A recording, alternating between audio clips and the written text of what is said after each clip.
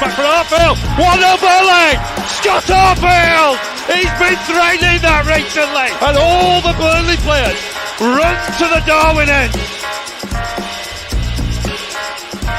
Oh, what a goal! What a goal from Robbie Blake! Burnley's first goal in the Premier League is something very, very special. Wade Elliott has that change of pace and he's got away from Montgomery into the path of McCann and the follower finds the net. What a strike from Wade Elliott! A bolt from the Clarets and blue. Oh goodness me! What a goal from Patterson! If that is to be the one that takes them to Wembley, you cannot argue with that. Pure quality. Here goes Mike Conroy. Still time for a winner, maybe. John Francis! They came to York in their thousands. They're going home as champions. I mean, if there's any justice in the world, Burnley would surely score from this corner. Swung right in there. Ball in there. Yeah! Michael Keane! Oh, that's justice! That is justice at the Amex Stadium. Burnley are level and deserve to be.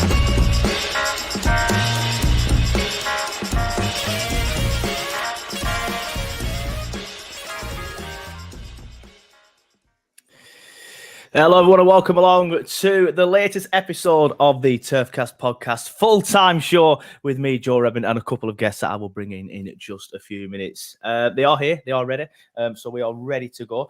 Just thought I'd give my thoughts though before I bring them in and play a clip of the atmosphere yesterday, because I was very, very impressed with the atmosphere in the cricket field end yesterday. He says sitting from the Jimmy Mike, but it was good to watch everybody in the cricket field end, especially at the end, and that's a video I'm going to bring in. Absolutely fantastic atmosphere. But get your comments coming in. It's good to see the regulars in here. We've got Scythe Gaming. How you doing, mate? Hope you're all well. I'm sure I'll see you on Be Real later. Burnley Till I Die. Morning, Joe. Morning, mate. Hope you are well. And Resurge. Always good to see Resurge. He says 1, 2, 3, 4. I like it. I like it. I like it. I like it. I'm sure you know the rest. All the comments are coming in. Burnley's won 10 in a row. Tony Miller, morning Joe from Prescott Street. Here's a fun fact for you all. I grew up on Prescott Street. That's the street where I grew up. That's why I love Burnley so much. You could literally see the turf from my mum's bedroom window. But speaking of that song that we can see Resurge chanting in the comments, should we have a listen?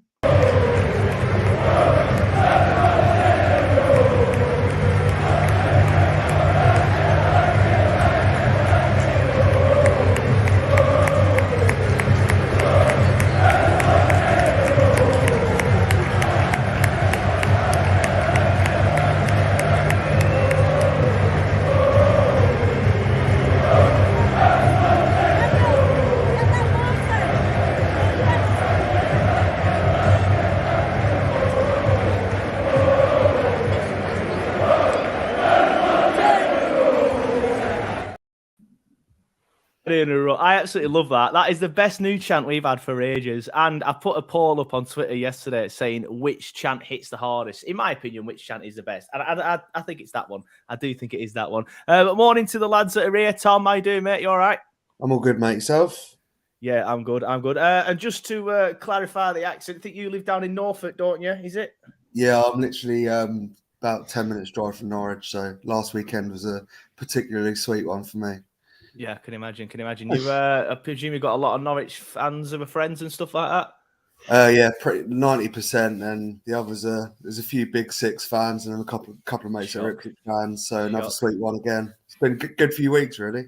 Yeah, can imagine. And of course, Dan, you'll have said it before, and if you're a regular on the old YouTube, I'm sure you subscribe to Dan's channel already. How you doing, mate? You all right? Yeah, not too bad. I'm sounding like me balls have dropped overnight, but yeah, rough one. I definitely celebrated it.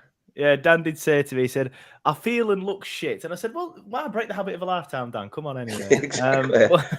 But good to see you come on. Was you celebrating the win or celebrating something else? Definitely. Or just a mixture of both? Mixture of both. Went out for a meal afterwards. That spilled into drinks and then stumbling home at 3 o'clock with an overpriced taxi. But It happens. It happens. Yeah, I got a Twitter message off you, didn't I? That's never good. I got a Twitter message off you, didn't I, at 4 a.m. in the morning. I might come on, mate. I'll just send me a link. I don't know yet. But yeah, Dan, seeing as I'm chatting to you, what do you think of the game then? Obviously, very, very comfortable, weren't we? Keep your comments coming in. I will read them all out in a second, guys. But in terms of the match, Dan, pretty comfortable. An easy win. My only issue was, and I said this on the 60-second review, I'd love to addict him by about 5 or 6. Yeah. And I'm just a bit gutted that we sat back a little bit. I understand why. We've got Watford on Tuesday. It's a bigger game in terms of the league. So I understand why. But yeah, that's my only gripe. I wish we'd have put six past them, because it still pisses me off that they beat us 5-3 that time at Deepdale when Ricardo Fuller scored a hat-trick. I'm probably showing my age again a little bit here because you two are staring blankly at me. But it's always good to hopefully stick some more on them. But yeah, we quietened down at 3-0, didn't we? But it were piece of piss. Yeah. I mean, first couple of minutes, I thought this is going to go the same way as it did at Deepdale. They're going to just enjoy, soak up the pressure, and then try and basically come at us from that point like they did when it were 1-1. You could see there were not like a lot of teams have come to the turf and they do that, but eventually the players have to come out and attack us, and they didn't until they'd already gone 1-0 down. I thought at half time, they didn't even really look threatening. I mean, it says something when your keeper could have, if it weren't for Teller getting an hat-trick, Muric would definitely up there for man of the match. He was a centre back most of the game in a back three. Yeah, he didn't have a save to make, did he? I think he had a couple of tame shots on target, but he didn't have a bad effort. A big save to make, and he's still, like you said, up there for man of the match. But obviously, Teller gets a hat trick, and of course, Ekdal was fantastic as well. Oh yeah, he reminds me of Tony Adams. Does Ekdal? It's gangly. Yeah, everybody seems to be saying that. I've not seen it until people have mentioned it, but a lot of people have been saying that he's like Tony Adams 2.0. Yeah, I'll take it. Especially if he's in claret and blue. Not a bad one to have. But basic game, they just didn't show up. And to the point where it got to about 67 minutes in and we were just taking the piss. We're passing it around. We didn't even look interested in getting another one. We thought, we've already caused you enough misery. Let's not stick the knife in. But I'd have loved that. Like the chance for Teller to grab his fourth, but instead I can understand why he unselfishly, tried to play Foster in. Yeah. But it was a good game. I was glad to see the subs because that were another thing. I looked at the screen. 81 minutes in, all 5 subs on the pitch, and all I was thinking is, I should still be thinking, right, who do I bring on for me first sub? I think a lot of that we're thinking. Obviously, eyes on Tuesday night, and obviously I'll be doing shows about Tuesday night and stuff soon. But it's good to see company met the subs. And I think as soon as we went 3-0 up, the guy next to me, he did say, right, get Teller off, get Zarori off now, we've won this. And I remember saying to him at the time, yeah, you understand that, but I won't mind fucking sticking 5 past them. Tom, your thoughts on the match then? Obviously, Preston didn't really offer much, did they? As Dan said, it looked like they were just going to set up and try and sit back. But as soon as we went on the up, it was no way we were gonna end up losing that match. And Burnham Undial's in the chat, evening mate. He does say the image of the Preston bench around the 63rd minute was hilarious. The whole lot slumped in their seat, looking absolutely clueless. Vinny tactically bullied them off the park, and even their captain Alan Brown came out and said, "Yeah, they were just better than us tactically." But Preston didn't offer much, did they, Tom? Nah, I mean, like you both said, their game plan was come in, try and make it tricky for us, like it was the reverse fixture, but. As soon as we got that early goal, that was just their game plan was just out of the window. Do you know what I mean? They didn't really look like they had a plan B after that.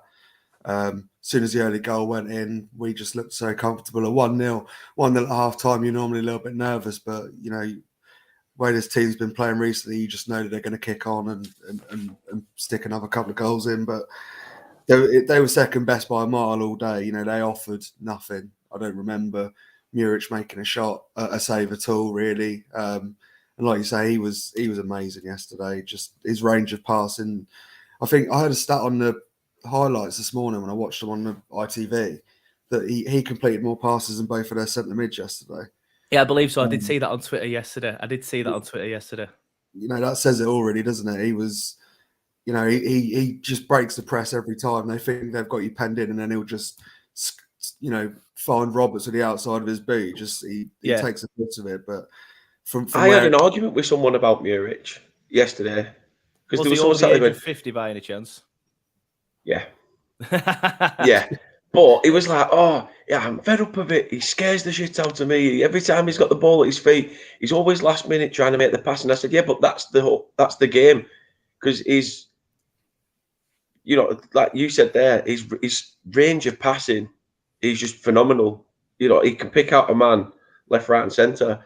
But this bloke's proper like, why is he always like this? I've just said, what he's doing is he's inviting the pressure to come forward, which gives us a little bit more room for us to get, a quick attack going when they come out of position. Oh, no, I'm not having it. I said, all right, so you enjoyed, having Bailey in. I said, nothing against Bailey, but you enjoyed it the last 2 games that he's played, yeah? I thought, is he having a stroke or is he stuttering? What's cracking here? But no, he didn't say it after that. He sort of sat back in his chair, and I just thought, well, there you go, the argument settled. Yeah, I think if you don't, I can understand why people might got a little bit, panicky about him coming for crosses because he wasn't great with that early in the season. I think we got found out. That's part of the reason why we got found out so easily against Sheffield United. But we have improved since then, and he has improved at coming for crosses. But if you don't see what he brings to the side, like with that range of passing and with the being able to invite the pressure so we can break the lines. Like I watched a match day vlog. Like I watched a few last night, Jacob Horsfall's, a young lad called Blake. If you haven't watched it, check it out. Always good to try and support, like I said, all the other Burnley creators. But I like to watch the opposition ones, and I watched the Preston one. And obviously the third goal, I think it was, or the second goal, one of the goals was like a big lump upfield, as they called it, as a Preston fan called it. Oh, it's too easy. It's just a big lump upfield. But that lump upfield came from us playing around with it at the back, then letting them come higher and higher up the pitch, then Muric just aiming it all the way towards Barnes, 30, 40 yards up the pitch. He flicks it onto Teller. Happy days, game, set, match. But Tom, I presume you'll be a big fan of Muric and the way that he plays, like the majority of us are. Yeah, I mean, I was at the start of the season, I didn't enjoy it because it was just so different. And, it's particularly large. Remember the first goal we gave away at Blackpool? We were 2-0 up. The game was pretty much dead. And I don't know whether that was him or Cullen, really. I think it was sort of 50-50. But, so many players in this team have developed so much this season.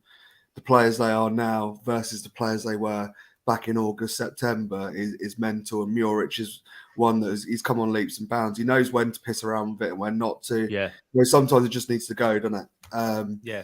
He's sort of learned that now, and he knows when he can play that long ball over the top to Teller or Zaroury. But his passing, the long range ones, they're almost better than the short ones because he's always on the end of the winger's toe. Do you know what I mean? He's superb.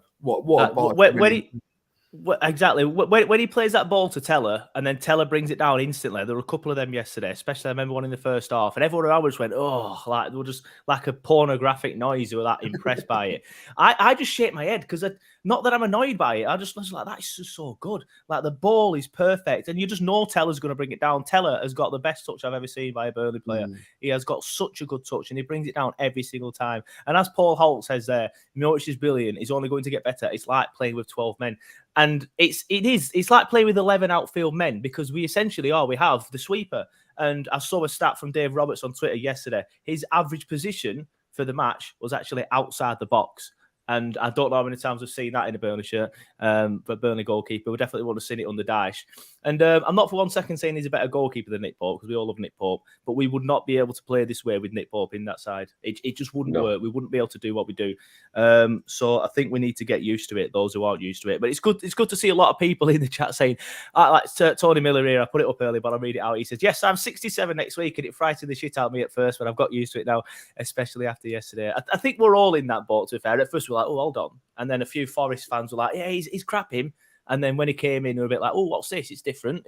But I think the majority of us are used to it now. We're used to it now. I know we mentioned Ekdal earlier, Dan, but I do want to talk about him again. I think he deserves like a good 5-minute chat. He has come in, and I have been so impressed with him.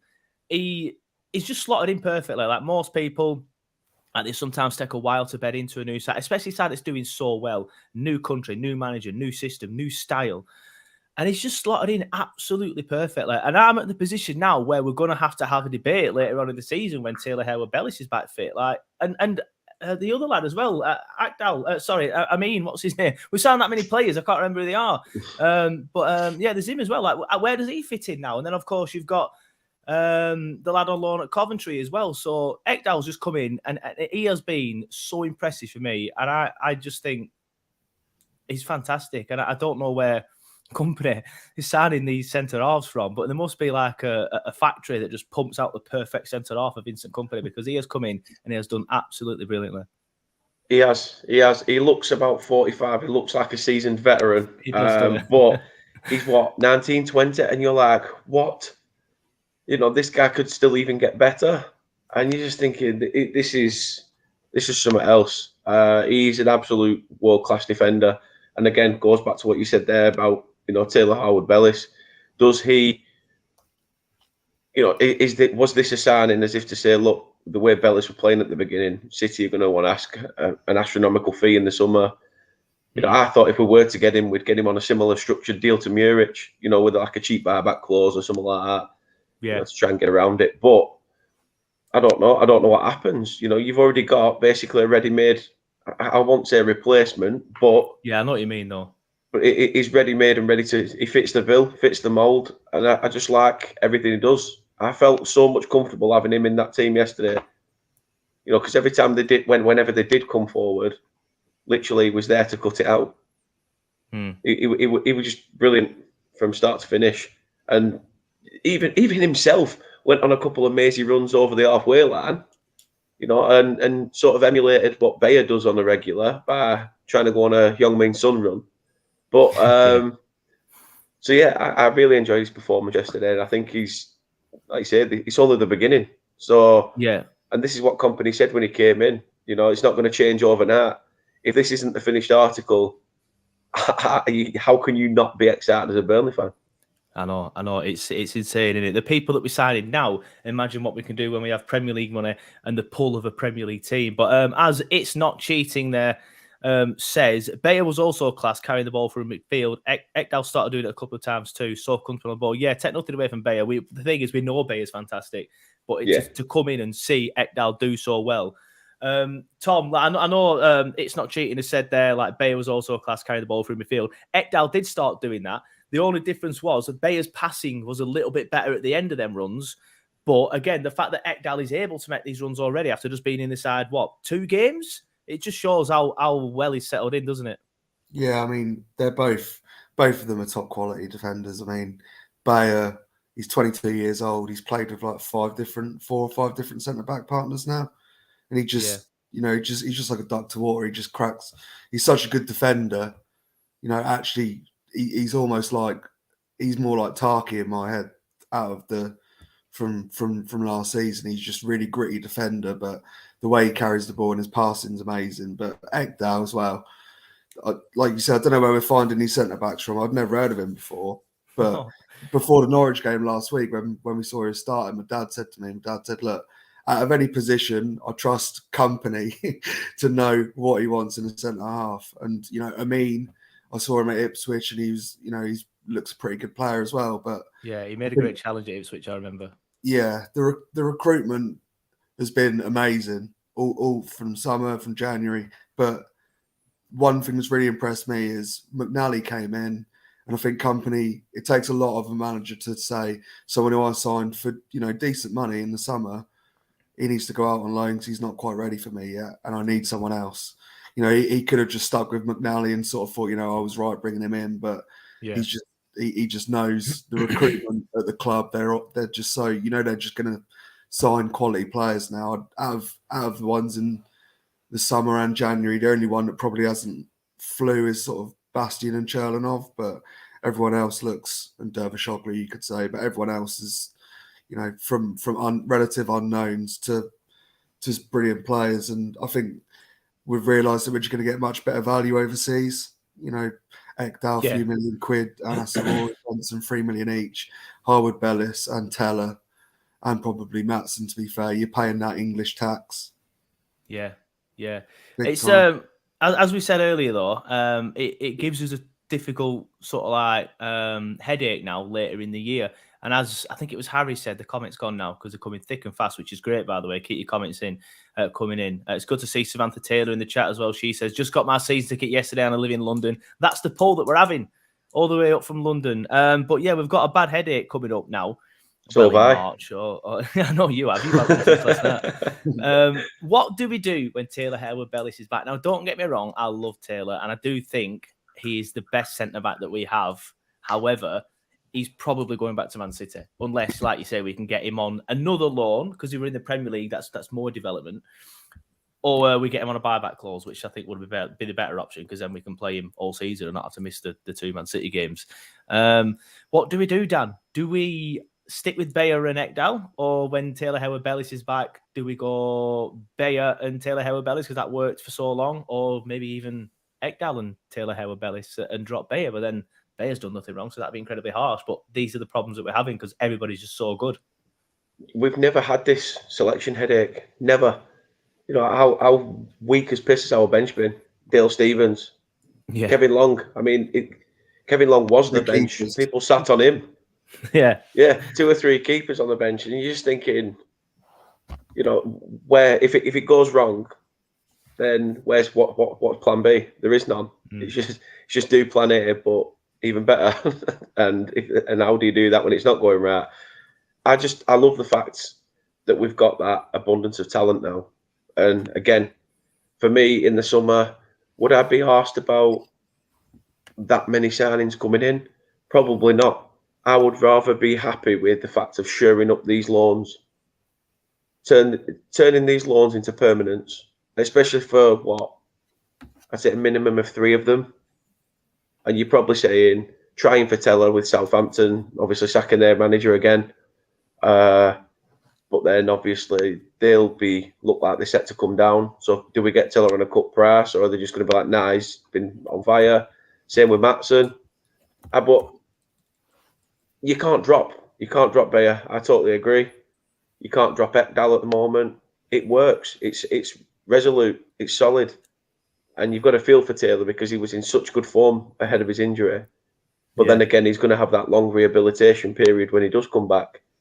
Is he going to still be the same player? You know, look at Robbie Brady yesterday. It goes to show how far we've come when Nathan Teller's basically trying to shatter his ankles a bit by taking the piss out of him.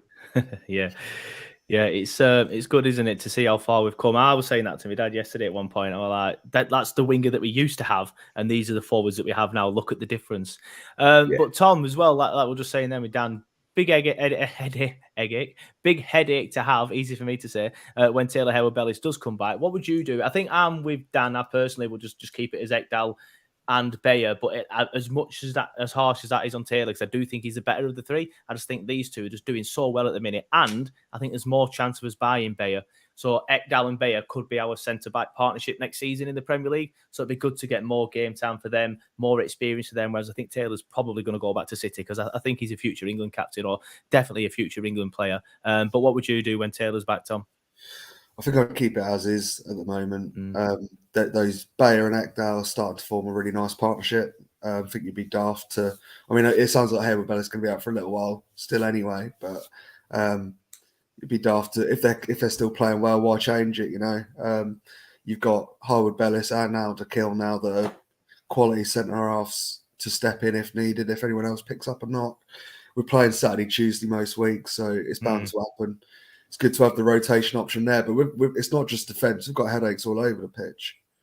Yeah, as Scott Hardacre says there, Benson back soon. Don't forget him, and he's been class all season. But where does he fit in right now? It's brilliant to have, because as Dan was saying earlier on, we had Peter Crouch and Dale Stevens on the bench. As you mentioned, we had 3 or 4 young goalkeepers on the bench at some point. These are good headaches to have. But obviously, we've talked about the loans. Dan, you mentioned the loans. If you could show some of the loans up, if you could only sign 3 of the loanees, which 3 are you signing? Bayer, Maatsen, and Teller. You know what? That's exactly the same as me. Even though I think Taylor Harewood-Bellis is the best centre back, I'm just resigned to losing him. So I'm just like, right, we'll lose him. He can go back to City. Thank you, Papa. You know, a really good player for us, done very well. he will win a lot in his career. He reminds me of when Gary Cahill came to Turf Moor, again, showing my age. But I am resigned to losing him, so I would 100% get Martson, Teller and Bayer. Tom, what about you? I'm going to say it goes back to what Tom says, with the English tax with THB. Yeah, true. As well, where Bayer, if there is this reported 6 million, like somebody said, an absolute steal, but you would happily spend 15 million on a defender like that. Yeah. Yeah. And then you said the foreign market's cheaper as well, didn't you, Tom? Yeah, I mean, we've got real value from Europe. So, there's clearly much better value out there, but Harwood Bellis is a tough one. It all depends how much City want for him, because he's in the same boat as Maatsen, where realistically both of your parent clubs are, well, might not be the case of City for a little while now, but they're both spending loads and loads of money. Maatsen, he's got to be third, fourth in line, and there's no way that Todd Bowley wants Maatsen. He'd rather go out and spend 90 million quid on someone else. Do you know what I mean? So I think Maatsen's probably the most realistic out of them. Teller, Southampton are probably priced us out of that if they come down, because if you've seen one of your players tearing it up in the Championship like he has, why would you then not keep him for your season in the Championship? But I think Harwood Bellis, I think just his age is going to just be too much money, whereas I don't think Maatsen's got a massive amount of time left on his contract at Chelsea, like 18 months or something. Chelsea are like a player farm, aren't they? They just like to build these players up and sell them on anyway, whereas City are more likely to keep them. I think there'll probably be a stat out there that proves me wrong, but that's why I'm more confident for keeping Maatsen than I am with Harwood Bellis. I do want to talk about Ashley Barnes as well, because earlier in the season, before that Blackburn game, in fact, I remember the week leading up to the Blackburn game, I was told that Jay would be injured. I'm like, that means we're playing with Ashley Barnes up front. He's been shot all season. And obviously in that Blackburn game, he was fantastic. We all know how good he was. And since then, I don't know if he's been, I'm going to say taking performance-enhancing drugs then, but I don't want to criminalise him and commit slander by any chance. By any stretch of the imagination. But he's clearly been eating his Weetabix, hasn't he, Dan? He's been doing something, and now he just fits into this system perfectly. I think at first he struggled to fit into the system. I don't know if he's worked on it, on fitting into the system, or he's read a book on tactics, or him and Vinny have sat down and just gone, this is what I want you to do, and just drilled it into him. But he has been sensational since that Blackburn game, hasn't it? And he is now my preferred starter. I would rather see Barnes start at the minute than any of the strikers that we have. Yeah, and I think Barnes' game has improved even without the goals. I think even if he's just that hold-up player and getting, like yesterday that ball through, and he just to see the knock-on to Teller to play him in. And I was just like, Barnes under Dash wouldn't have done that.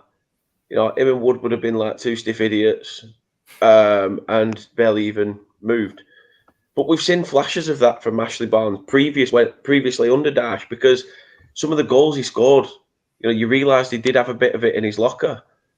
But now that Company has sort of found the key, opened it up, and we're starting to see this from Ashley Barnes, that he can adapt. I said, I will hold my hand up. I had my doubts out there about him, and I said, this is it. He's, it's not going to work for him now. We've sort of advanced to a point where, a shame it is to say he's not needed, but he's just gone, hold on, hold my pant. And literally I had one of those moments and just proven everybody and shut all the doubters up. He's still got it. It's obviously never left him. And I'm so glad that we kept hold of him in the window as well with the strikers that came in. I thought, is he out? But again, you signed two strikers in the window, and yet the ever-present Ashley Barnes is still starting games. That goes to show what a man, what a legend, what a shithouse. Love it. Yeah, and that's exactly it. Like, he only officially got one assist yesterday, but the work he did for that third goal as well, I don't know if it's bounced off a Preston player and that's why it doesn't count an assist. Is that when he was like battling with him? Yeah, like yeah. Battling with him and it's sort of come over. Yeah, I've not seen the goals back yet. I don't think he touches it. I don't think the work that he does there, without that work, we don't get that goal. Obviously, whatever he's been doing as well, I think he's broken or dislocated his finger or something. That's why he's had to go off. But without that, we don't get that goal. Obviously, he laid it off for Teller for the second. But Jay, at the minute, we love Jay. I don't want to start slagging Jay off at all. But he started the season brilliantly, and he were on fire, scoring some real goals. But since the World Cup, he has been a little bit Just seems sluggish and just seems tired. I was saying on a few podcasts earlier that he needs a bit of a rest. So it's good to see Ashley come in. And as the comments are saying, Tom, excellent pro, and it's really good to see him doing so well, isn't it? Yeah, I've loved. He's been one of my favourite Burnley players for the last 10 years. He just gets it. I had my doubts about him over the start of the year. He just didn't, like you say, didn't fit, didn't come naturally to him. But I think his passing is got so much better. Last week at Norwich, he put in a full 90-minute shift, and he was start to finish. He was superb. Some of the diags he was playing were outrageous. You would never think Ashley Barnes would be capable of, but yeah. He's adapted. He's lost a lot of. He's probably the most unselfish striker in the league. He's never really looking for something for himself. The last few weeks since Blackburn game, he's almost like he's always looking for that pass. Right, I've held the ball up. I've got possession. Who can I find? Whereas before he would sort of get his head down and maybe lose it when he didn't sort of understand the system fully. But he's like a man reborn recently. He's just absolutely smashing it. And he's doing his coaching badges, so he's great to have around the place as well, you know? Yeah, and there's been a few comments in the chat about something that I do want to chat about. What do we do? His contract's up this summer, isn't it, Ashley Barnes? Do we give him another year? I mean, it's just at the start of the season, I was like, fine, this is his last year. Hopefully we'll go up. He can enjoy promotion with the Clarets. We can say thank you, farewell. It's been an absolute pleasure, Ashley. You're a legend. Thank you for everything. Whereas now he's doing so well. I don't know. Like next year, it's going to be different, obviously, because we're in the Premier League. But I think having somebody with experience and his, shithouse abilities. Dan, what would you do? I'm stumped. I'm not sure what to do. I think maybe if he would want to have a year extension just to be here, but I'm not sure how much we would actually use him in the Prem. But it's like you said, we've just brought in 2 new strikers as well, and I presume we'll probably bring even more in the summer. So what do we do with Ashley Barnes? Do we think we give him another contract, or do you think we let him go? Personally, I'd give him another contract. I mean, look at Leicester. They weren't firing or scoring goals, and they still got a 30, nearly 40-year-old Jamie Vardy sat there.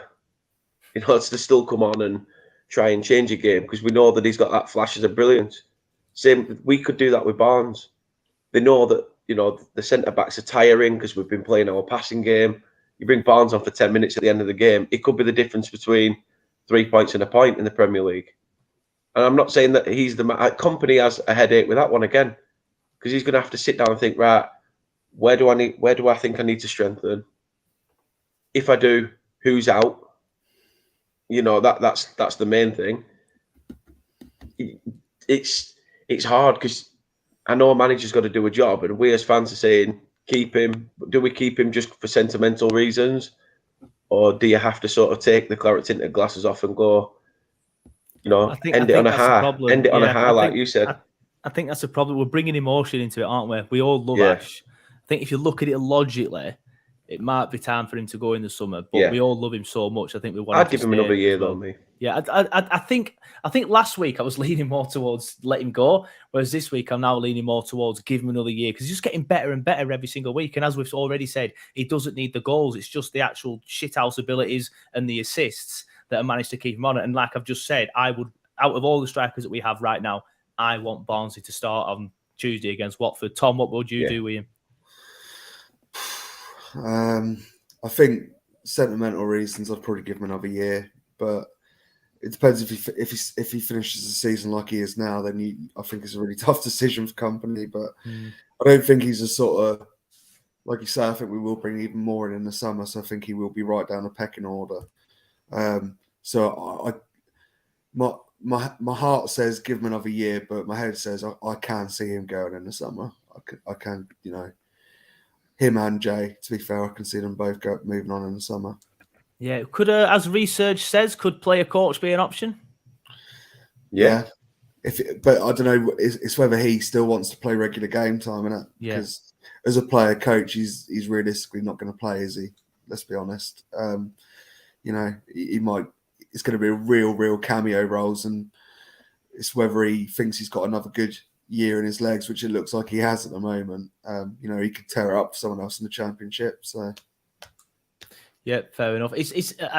anyone could want him in the Championship. I think I saw some Preston fans after full time yesterday saying on, I think it was Talk BFC, sort of like saying that they wouldn't mind signing him in the summer when we go up. It'd be weird to see him playing for Preston, though. I'm not sure. I'm you know what? I won't be surprised if he went to someone like Plymouth, because he started his career there. Yeah, they're top of the league. Would not surprise me if he made that trip and thought, I'll send him a career. West is gone. I've got no hope to stay here for. It could go to MLS. He might just think, fuck it, I'll sub myself up for a couple of years in MLS. I'm sure West is loving life out there in Charlotte. He might become a professional paddle boarder, as he's been putting out on his Insta story. Potentially. But whatever you do, Ash, if you ever watch these, good luck with it all. But I think we're both sort of like inclined to, all three of us inclined to sort of like potentially see him stay for another year, probably for sentimental reasons. But Teller as well. Obviously, I'm not going to ignore Teller. He was obviously the man of the match. I mean, we will do a vote later on, and I'll ask everyone for your comments when we do that vote. But it's going to be pointless. Everyone's going to say Teller. But how good was he yesterday, Tom? I'll start with you this time. He was. I remember, obviously, I was on the match, but I have Alex James and some of the other local journals on like notifications. And Alex James have kept tweeting saying that he's unplayable. He's playing so well. I was like, him and Zarori. Like, let's not forget about Zarori. Zarori had Alan Brown on toast all game. And what's he called? I've just had a massive brain fart. Teller were doing the same as well, but he would just sort of like going across the entire front line rather than just out and out wing play. But yeah, he was sensational. He's too good for this league, isn't he, Tom? Nathan Teller. He is absolutely fantastic. Yeah, he's way too good for this league. He's just electric. The pace, you can't, teams can't, they know he's quick. You see how quick he is, but until you actually play against him, because I got amazed, an Norwich fan, and last week he said, that Giannoulis, their left back, young Greek lad, he said he's rapid, he'll keep up with Teller. I said, mate, honestly, you've never seen anything like it. And it's yesterday, he just, like you say, he just cuts inside, runs across the defence, and they're at 6s and 7s. Absolutely unplayable. Said he wasn't a goal scorer. He's got 5 in a week, so long may it continue. Yeah, I mean, someone's put in the chat earlier, like Southampton have now sacked the manager and they're looking like they're going down. They could recall him. I think the rules are you can't recall him when the transfer window isn't open, so I don't think they can. Yeah. My only worry is this morning, Southampton have, of course, if you've seen the news, sacked Nathan Jones. I was saying to my dad yesterday, said we needed to buy him before they sacked Nathan Jones because Nathan Jones is an idiot and he said he isn't good enough for the Premier League. That's fine. If you want to be a moron, you can say all that sort of stuff. We'll just buy him off you. But now they might have a new manager come in and go, I want that man back. But the problem is, it's looking like they're going down. Let's be honest, we're definitely going up.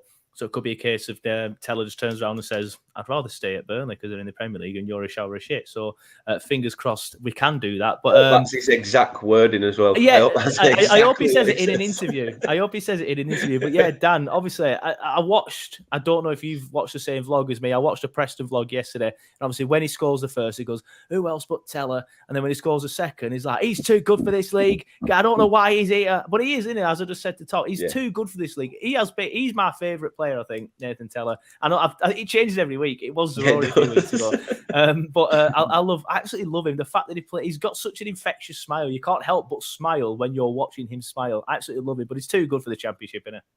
Yeah, massively. Just everything about him is creative, freedom, the flows that he brings to the side, rapid.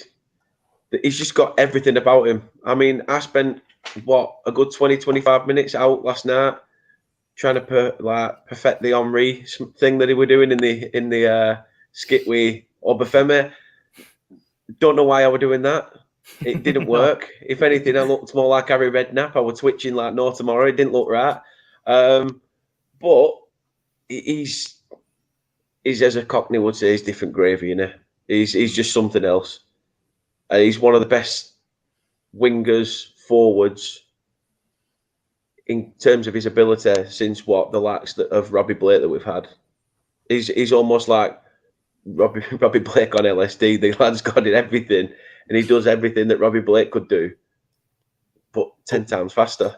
Yeah, but with pace. Robbie Blake didn't need pace though, did he? Because he would just I didn't read the game absolutely brilliantly. But yeah, I know, Tom, you need to shoot off in a few minutes, and I always think that around 45 minutes is a good time as well. So we'll start wrapping up soon. But let's have some man of the match votes. Get your comments in. Obviously, we all know who it's going to be. There'll be someone out there who says something different, just for the sake of being different. It's probably going to be Tom or Dan. If I were going to vote on any of them two, it'd be Dan.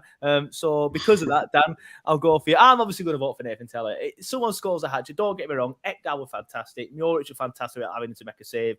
So Rory was brilliant. Like I've just said earlier, he had Alan Brown on absolute toast. But man of the match, it's got to be Teller, hasn't it? Yeah. See, I'm not disagreeing with you. But now you're doing that to disagree. It's like an onion. There's all in layers of disagreement here. To be fair, I were going to say Muric because a lot of the play came from him. The fact that he spent most of his time as a third centre back, but you can't shake the fact of. It wasn't just the hat trick that he got though, Teller. He was literally. It was his all-round play, and the outlet that he provides as well for Buric's long range. Like I think from Jimmy Mack, everything to us. Yeah, I read Jimmy Mack upper as well yesterday, and I think towards the back end of the game, he had the ball in the far corner. It might have been first half actually, and he had two men still trying to take the ball off him. And he still managed to turn them inside and out and stand tall against them. He just made them look like League One quality, and he put the game to bed on his own. I don't even think we needed to we'd made the substitutions based on the fact that he was, players get tired. I get that, but I reckon you wouldn't have even need to.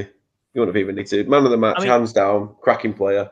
You could see the difference in Burnley. Well, no disrespect to Obafemi and Foster. They're still taking time to bed into it. I get that. Well, I'm sure there'll be chances for us to chat about them when they do something and when they start settling in. But you could see the difference in Burnley when we took Teller and Zaroury off. That urgency wasn't there. That stretch wasn't there. But again, like I said, I'm not criticising Foster or Obafemi. I think them two will come into it, obviously.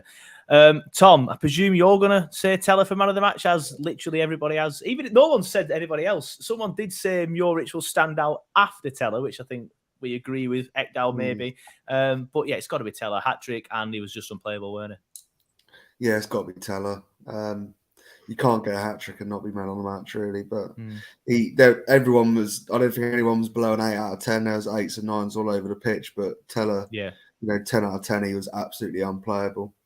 They must just, even when we took the players off, you've got Obafemi and Foster coming on. The Preston defence must have just been thinking, it's relentless. It is absolutely and then in a few weeks, we'll bring Benson on as well. Exactly. Yeah, I was just about to say Benson's coming back. So, when he's back, that's a real selection nightmare. But as we know, he doesn't mind being on the bench, and he can just come on for the last 25 minutes and take the piss like he always does. So, yeah, buzzing.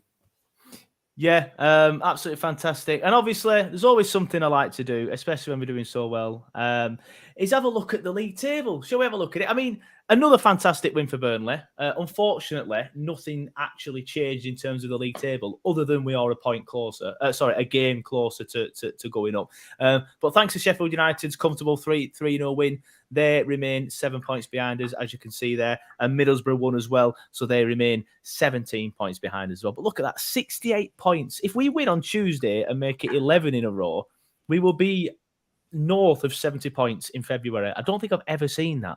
Now, someone will have a stat will say, "Oh, Reddit did it in 1994," but it's the fact we're just doing so well, and that league table looks brilliant, doesn't it? It's something else. Is that absolutely something else? I just think it went to midnight at Dan's house, and then became daytime again. Yeah, it's flipping Latin in this house. It's shite, but no, it's you just look at it. Look at all them green lights. There's no error when it's all green. I know. Yeah, I was saying to one of the lads at pub when I was watching Norwich match. I didn't go down to Norwich. That it was like, I'll take a draw here, and he went, "No, I don't want any yellow or any red next round here. I just want it to stay green forever." And that's looking like it's good, isn't it? But Tom, how good does that league table look? It's just I could look at it all day, mate. Yeah. I mean, realistically, 16 games to go. Middlesbrough have only got 15 games left, and we're 17 points clear. It's just a joke, isn't it? Really. How many points do we need for safety? I think we're safe this season Just and next asking. season. Yeah, I think we're safe this season and next season on points total there. But I just can't get over that. 68 points, and it's what, the 12th of February, 11th of February, whatever it is, 12th now, 11th yesterday. 68 points at this stage of the season. It's absolutely sensational. Doc Holliday says, cannot see anyone beating us for the rest of the season. Who was the last team that stopped us from scoring a goal, lads? Do you remember? Ipswich in the cup. Sorry, let me rephrase it. Who was the last league team to stop us from scoring a goal? Watford. Correct, it's Watford. Yeah, Who do we play on Tuesday? Watford. I don't think we'll have that problem this time, though. But, lads, thank you very much for coming on the show. It's been an absolute pleasure. Dan, do you want to let everyone know where they can find you if they haven't already? I'm sure the majority of people watching this watch you as well. Yeah, you can find me at Turf Morehouse TV on all socials and on YouTube. So yeah, just keep this Burnley success train steaming ahead. Thanks for having me as well, Tom, Joe. I appreciate it. You're welcome, mate. Always good to have you on, especially when you're a little bit rough. And Tom as well, do you want to let everyone know where they can find you? You're on Twitter, aren't you? I'm just on Twitter, mate. Yeah, just at Tom Claret. See me on there probably. So if you're from Norfolk and you need a mortgage, Tom's your man. Thank you for coming on. Oh yeah, true. I suppose you could, yeah. He's a nationwide mortgage man, but doesn't work for nationwide. Sorry, let me rephrase that. Yes. And Samantha, I've just seen a comment from Samantha in the chat. We get so many, I've missed them all. Samantha says you should do more live chats, Joe. Samantha, I try and do one after every game. To be honest, Samantha, I called you Southampton, Samantha. But sometimes I don't get a chance to do it because today I'm working, for example. As soon as I finish this, I'm going to go and make some butties and zoom off to work. I've said that my boss has rang me 4 times, so I might be sacked. I don't know. I answered it yet. Hopefully there'll be one after the Watford game. And there'll be one at the weekend as well. So I do try and keep them coming on. But if you have joined late and you do want to watch the full video, you can, of course, when this video ends, just go back and watch it at your leisure and do what you want with it. And we will, of course, be putting the podcast up as well. I'll probably do that after work tonight, if I'm honest. So it'll be there for you in the morning when you're driving to work anyway, which I know that most people do listen to podcasts. I know that's why I do anyway. If you do want more of Joe Redmond, which I don't know why you would, I will be live on the sportsbet.io YouTube channel from around 1:30 doing today's games, which is Leeds against Man United and somebody else against somebody else. I'm not sure who the second game is yet. I'll sort all that out when I get to work. But head over there if you want to see more of me. But thank you for coming on, Tom. Thank you for coming on, Dan. It's been a pleasure. Thank you, everybody, for watching, listening, and commenting. And I already have a pre-game show booked in with the lads from the Do Not Scratch Your Eyes Watford FC podcast. So that should be out tomorrow night. Thanks for watching, and I'll see you next time.